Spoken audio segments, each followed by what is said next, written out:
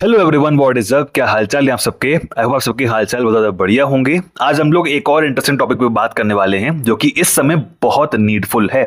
That is आप लोग के जो सीएस के स्टूडेंट्स हैं, आप लोग के अब अप्रोक्स 5 मंथ्स बचे हैं एग्जाम के लिए। अगस्त, सितंबर, अक्टूबर, नवंबर और दिसंबर। सो 5 मंथ्स की भैया क्या स्ट्रैटेजी होने वाली है, आज हम उसके ऊपर बात करने जा रहे हैं। नाउ ये जो वीडियो है इसमें 3 बेसिक पॉइंट्स होने वाले हैं जो मैंने अपने 6 मंथ्स की स्टडी प्लान में बताए थे, जो बेसिक हैं और वही आज भी एप्लीकेबल होंगे, वही 5 मंथ्स वाली वीडियो में भी एप्लीकेबल होने वाले हैं। उसके अलावा मैं आपको 5 एडिशनल पॉइंट्स, 5 एडिशनल टिप्स दूंगा जो आपको हेल्पफुल रहेंगे और आप अगर उनको स्ट्रिक्टली फॉलो करते हो इन 5 मंथ्स वाली गैप में, 5 मंथ्स का जो आपका स्टडी का रूटीन है, तो आप लोग जरूर पास होगे ही होगे। सो बेसिक 3 पॉइंट्स कौन कौन से हैं, सबसे पहले उस पर बात कर लेते हैं। The first basic point is that is lectures completion. आपका कोर्स कंप्लीट कब तक हो जाना चाहिए, मैंने पहले भी बताया था, सितंबर एंड तक।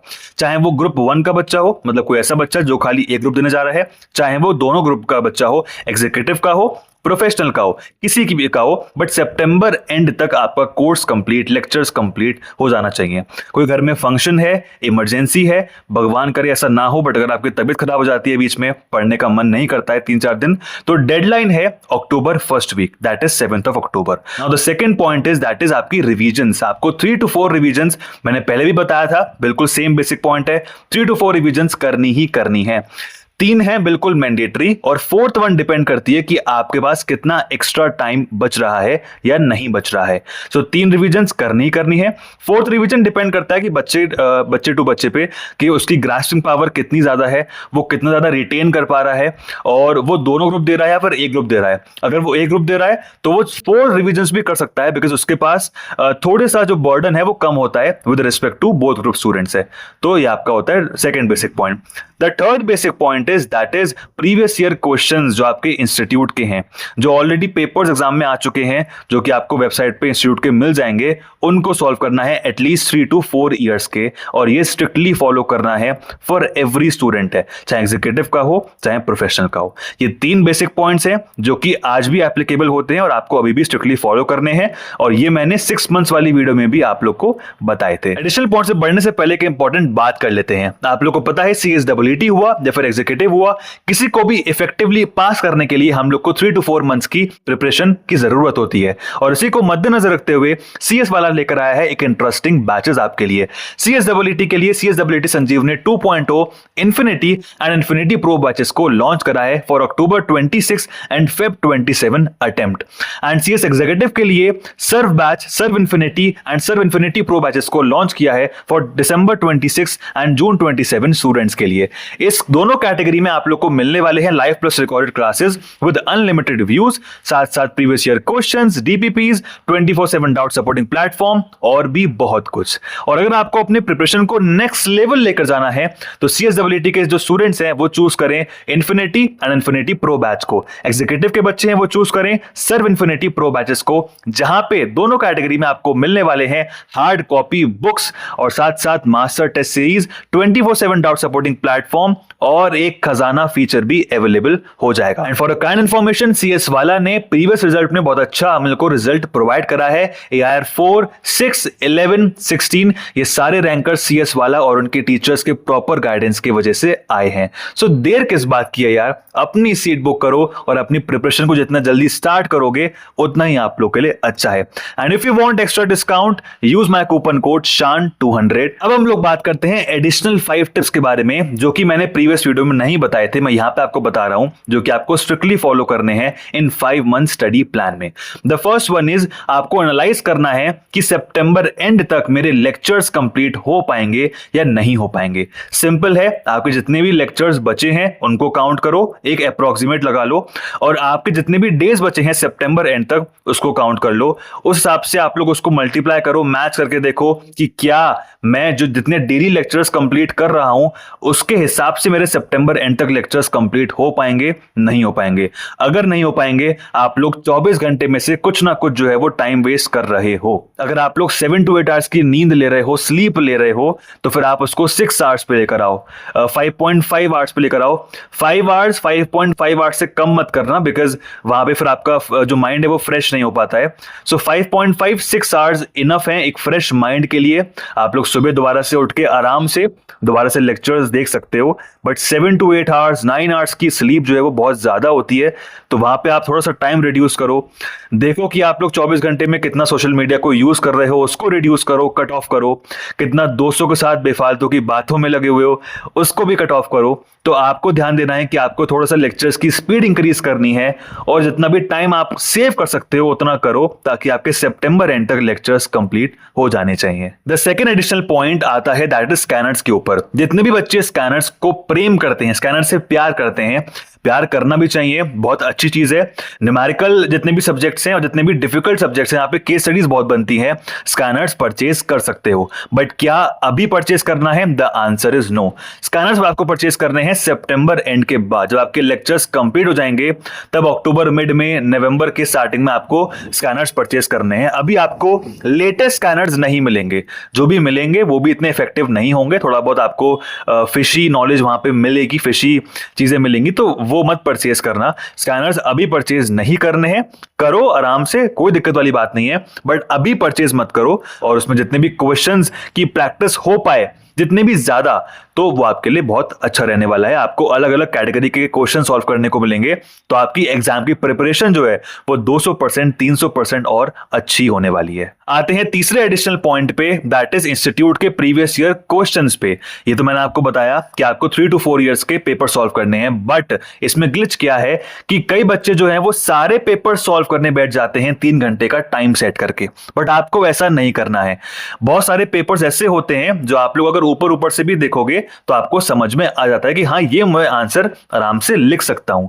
बहुत सारे क्वेश्चन स्ट्रेट फॉरवर्ड होते हैं, तो वो आपको प्रॉपर सॉल्व करना नहीं बैठना है। जितने भी आपके 3 to 4 इयर्स के इंस्टीट्यूट के पेपर्स हैं, उसमें से कुछ पेपर्स हैं जो आप साइड कर दो, कि आपको बस ऊपर ऊपर से देखना है कि यार मेरे को ये टॉपिक आता है नहीं आता है, जो भी एग्जाम में आया है।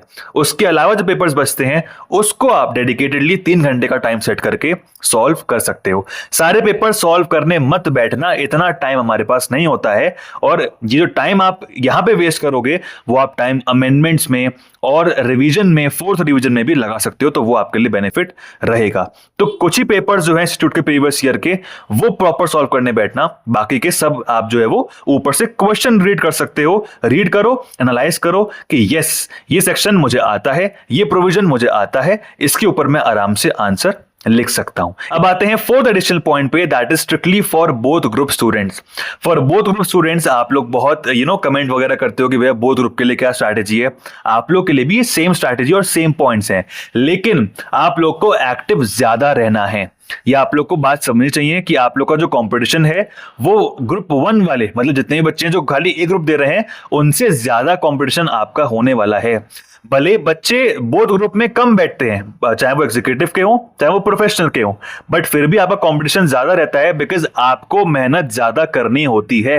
7 अलग अलग सब्जेक्ट्स हैं, 7 अलग अलग लॉज हैं, उनका 7 बार अलग अलग रिवीजन करना है, उनका अमेंडमेंट्स है, तो हर चीज रिटेन करना ना इतना ज्यादा ईजी नहीं होता है। सो इसलिए आपको ध्यान देना है कि आप लोग को ज्यादा एक्टिव रहना है, और एक्टिव रहने के लिए क्या करना पड़ेगा? सोशल मीडिया से कट ऑफ होना पड़ेगा। 100% नहीं, बट जितना पॉसिबल है उतना कट ऑफ रहो।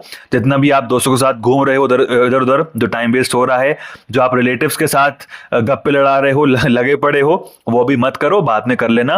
तो आपको मेहनत ज्यादा करनी पड़ेगी, आप कहीं भी ढील नहीं दे सकते, बिकॉज जितने भी बच्चे बोर्ड ग्रुप देने जा रहे होते हैं, आई थिंक कि आप लोग शायद रैंक के लिए एम कर रहे होते हो। आपका मेन जो एम होता है वो रैंक के लिए होता है।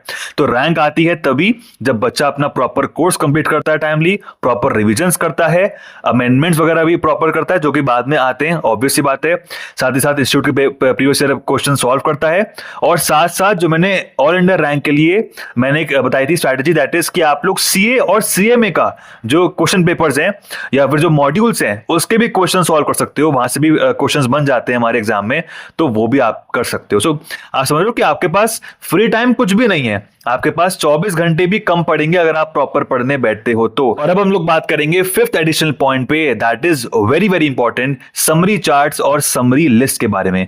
जितने भी बच्चे हैं, चाहे वो ए ग्रुप देने जा रहे हो, चाहे वो बोथ ग्रुप देने जा रहे हो, एग्जीक्यूटिव के हो या प्रोफेशनल के हो, भाई ध्यान दे लो, अगर आपको एक ही बार में एग्जाम कंप्लीट करना है, उसका एक ही ब्रह्मास्त्र है कि आप लोग जितने समरी नोट्स, क्रक्स नोट्स, चाहे वो सेक्शंस हो इंपॉर्टेंट, कोई थ्रेशोल्ड लिमिट्स हो, कोई फॉर्म नंबर्स हो, या कोई भी ऐसी चीज है जो आप लोग चार्ट में प्रिपेयर कर सकते हो, या तो आपके टीचर ने आपको दिए हो या टीचर ने क्लास में बनवाए हो, नहीं बनवाए हैं, अपनी सेल्फ स्टडी करो ना, अपना सेल्फ प्रिपरेशन करो ना।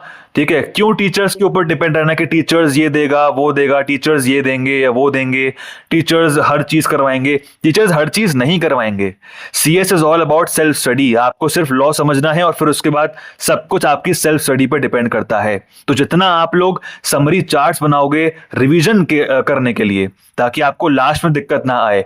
I have seen many students CS के व्हाट्सएप ग्रुप्स पे, टेलीग्राम ग्रुप्स पे, ये नोट्स दे दो, वो समरी नोट दे दो, वो चार्ट बुक दे दो, ये है वो है।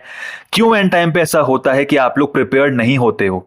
सो अभी से प्रिपेयर करके चलो, अपने सामने जो भी इंपॉर्टेंट चीज लग रही है, जैसे जीएसटी के सेक्शंस हैं, जीएसटी के फॉर्म नंबर्स हैं, इनकम टैक्स के हैं, ड्राफ्टिंग में कुछ फॉर्मेट्स हैं, वो चीज हो गया।